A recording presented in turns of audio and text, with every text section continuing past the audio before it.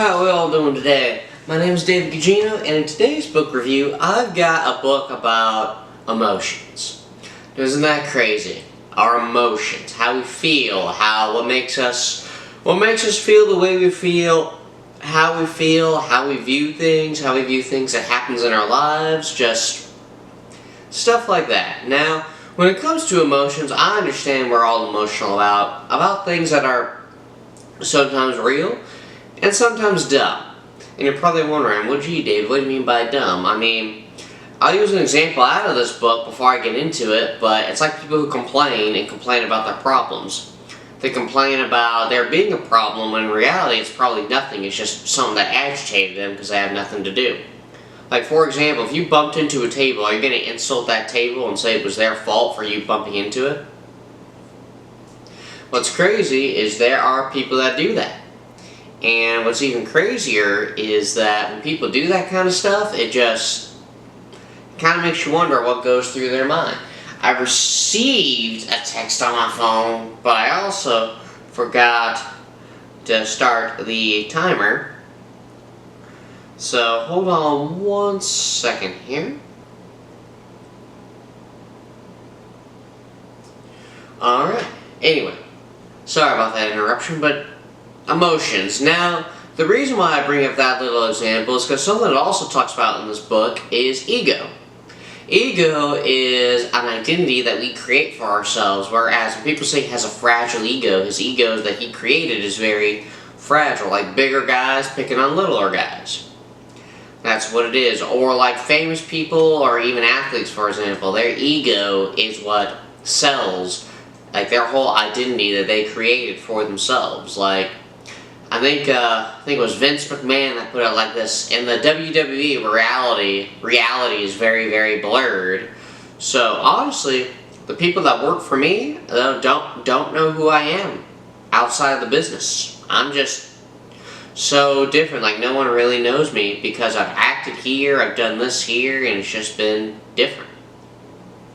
Now that is a whole can of worms to get into, but just listen to what I have. So the book that I have today is Master Your Emotions by, I want to say the author is Thibaut Maurice. I believe that's how it's pronounced. I should have figured out how that is pronounced at the end, but we'll see. So Thibaut Maurice. Now this book is a very good book about emotions because he not only talks about the way they come, he talks about how to manage it, because your emotions, you control them. That might sound crazy, but you control your emotions. They come and they go. And that's what I love about what he says in this book. You just have to learn how to manage them so they don't take over your life or take over your day, take over your work schedule, and stuff like that. So, now what we're going to do is we are going to dive into the book here. Might sound crazy, but I took a nap before I filmed this, and I'm still waking up from it, and I'm super shocked that I am. But now, so listen to what he says here. The first part of his book is in the introduction, and this is what he has to say about emotions. So listen to this. Let me see if this makes you think. Your emotions can also act as a powerful guide. They can tell you something is wrong and allow you to make changes in your life. As such, they may be among the most powerful personal growth tools you have. So think about that. Emotions are the most powerful personal growth tools you have. They may be, sorry about that. They may be among the most powerful personal growth tools you have. How is that not true? Answer me that. Because it is true that they are the most powerful personal growth tools you have, because if you quit a job because it's hard or because your boss made you mad one day, you gotta think, well, if you live that way for the rest of your life, you're going to get nowhere. I mean, the last job I quit was because not only was I not learning anything, but the guys were mean, but also I found something better, whereas if I didn't find anything better, I would endure it, or I'd stay there until I probably would have gotten fired. Is probably what would have happened. But anyway, the moral of the story is, when, like the example I just used, when you get mad at your boss and you quit, if you live that way for the rest of your life, you're going to get nowhere. But if he gets mad at you, alright, you fix what he does, that you fix what you do that made him mad, and you might never get mad again, or he'll continue to get mad at something else, and you just continuously fix the things he's getting mad at you for. Now, you might think it might agitate you, but the one thing you have to think about when he says that it agitates you, not when he says it, but when it agitates you, think you might actually have to fix it. You might actually realize it might teach you a lesson. 3, if let's say it's a safety thing, he saved you from getting hurt. And 4, it taught you, that whole situation taught you to manage your emotions when you were mad. And honestly, that's a powerful lesson. There are so many people my age who quit jobs because of their boss flips off at them. So many. And it amazes me because it's over a little thing or it's over one time. They experience that emotion once. That's the other thing he mentions in this book. You don't experience emotions all the time. Sometimes it happens just once, or it'll happen when someone gets mad at you for something dumb. Which nowadays, since I got this new job, as of right now, rarely happens. That's what it is. So, that is what I really liked when I first read it. Now, getting into the other part is, what is ego, is the name of the chapter. Now, this also spoke to me a bit, so I want you to listen to what I have here and master your emotions. Think about this just for a second. Now, let's clarify what we mean by ego. We often say of someone that he has a big ego, referring to the ego as something close to pride. While pride is undoubtedly a manifestation of ego, that's only one part of it. You may show no pride and appear humble while still being controlled by your ego. So what is the ego? The ego refers to the self-identity you've constructed throughout your life. How was this identity created? Put simply, the ego was created through your thoughts, and as a mind-created identity has no concrete reality. Now let that sit with you. Your thoughts and as a mind-created identity has no concrete reality. Think about that. Your ego, in reality, it's like the example I used earlier about the bigger guys picking on littler guys. Physically, you might be bigger, but emotionally and in life, no one cares. You are just a bully who picks on younger guys. Like, you are not better than they are just because you're bigger. You are not going to make more money because you're bigger. You might pull more girls because you're bigger, but your life will not improve just because you're bigger than smaller guys. Let that sit with you. So on the next page of ego that we have here is, listen to this real closely. Marketers correctly understand people's needs to identify with things. They know people don't just buy a product, they also purchase the emotions or story attached to the product. Often you acquire certain clothes or a particular car because you want to tell a story about yourself. For instance, because you want to tell a story about yourself. For instance, you may not want to enhance your status, look cool, or express your unique personality, and choose the products most closely associated with these ideals. Using things to create a story you can identify with is how the ego works. It doesn't mean things are wrong per se. It's a negative issue only when you become overly attached to material things, believing they can fulfill you, which they can't. So, not only is the bigger guy thing an example, but also money, like materialistic things, cars, clothes, houses, tattoos, jewelry, stuff like that. Stuff like that. So now when I say that, you need to think of this. That can also be attached to the size example that I used. They are so attached to themselves that it is something they could not live without. Now, obviously, if I was 6'5", 250, well, actually, that might be skinny. If I was 6'5", 300 pounds, and I was huge, I probably wouldn't want to be small. But let's say I woke up one morning and I'm the size I am now, 5'4", 160 pounds. I'm going to be like, huh. And then not only that, but the big guy, the big persona I have physically, no one's going to be attached to anymore. No one is going to care to ask me questions about how I got so big or anything. And my whole ego, or the thing that people paid attention to, is all gone. The identity I created has been stripped from me. Because in reality, I'd be super mad at that. I would be, and that is the reality of it. You will be mad at that. But the reason you're mad at it is because you were so overly attached to being big. So when rich guys lose all their money, I mean, if I lost all my money, I'd be upset. But when they're more upset about losing the car or the house or anything, you need a house to live and a car to drive. But the fancy part of it, they can't just buy a lesser car. They were so overly attached to the materialistic thing because it showed their persona. It's like the fake alpha males flexing their money and their girls. They are not only very fragile and delusional, but they're so overly attached to materialism that it's honestly quite ridiculous if you think about it, about how crazy they are in thinking, yep, this is what being a man is. Having tons of money, having girls, having tattoos and neck chains and stuff like that. In reality, people aren't into that kind of stuff always. And it's something to think about because you might think, I don't care to have tons of tattoos. I mean, I care to have a big house, and I may want an all blacked out truck or something like that in the future. But other than that, physical items can really boost your ego. Really can. And actually let me know in the comments what you think about materialistic things.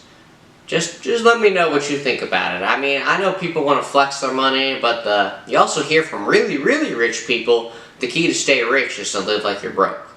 And if you find out from all these fake alpha males in real life, they're losing all their money, they have no money, and the stuff they made all money off of is very shady, if you know what I'm saying. But let's not get off topic. Let's move on to the third part of this book.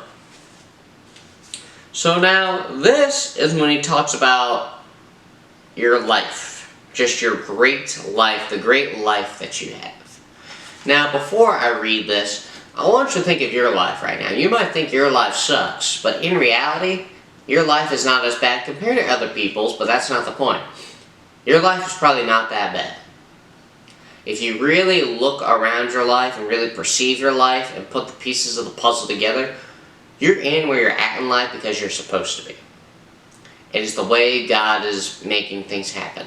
Now, when I say that, I'm talking about kind of like the loneliness, the not having very many friends, the hating your job, stuff like that. And there are other situations that I'm not saying you're supposed to be there, like, not at all. But kind of a situation like you're lost. You are in that place because God put you there for a reason. Now, He put you there because He wanted you to fix it. But listen to what I have here about problems. It's about life. I just said it was about life. It's about life, and it's about life's problems. So think about this. Let me know what you all think of this. The point I'm making is, no matter how great your life is, if you spend most of your time focusing on your problems, you'll become depressed, thus to reduce negative emotions. You must learn to this is a big word, compartmentalize your issues. Don't let your mind over-dramatize things by clustering unrelated matters. It will only make you feel worse. Instead, remember that negative emotions exist only in your mind. Taken separately, most of your issues aren't such a big deal. And no big deal that says you have... And no rule... Taken separately, most of your issues aren't such a big deal. And no rule that says you have to solve them all at once. So there's that right there too. Negative emotions are created in your mind, and they are. It's funny that you say that, like the boss example that I used. Alright, he got mad at me, I'll fix it. Oh no, I'm mad at him now, I want to quit. That negative emotion you just created yourself. In reality, that's how you would respond to it. Because that's what a tough person does. Now, they don't take crap forever, because eventually you're just going to be miserable, and eventually it's going to be the boss's fault for getting mad at you all the time. But that's not the point. The point is you embrace it for the time being until you're able to fix it. Now, the other point that he said, don't let your mind over-dramatize things by clustering unrelated matters. See, that's really interesting to think about when it comes to unrelated matters. So, what he means by that is unrelated things like your boss got mad at you, then you drove home, and then you were at a stoplight, that was too long, and then you didn't go to bed on time, you didn't fit this in. Like, you just get mad at everything. Don't over-dramatize things on top of the situation. Because not only will you feel worse, but the other things that happen after that situation are not that bad. So just really think about that. It is not that bad.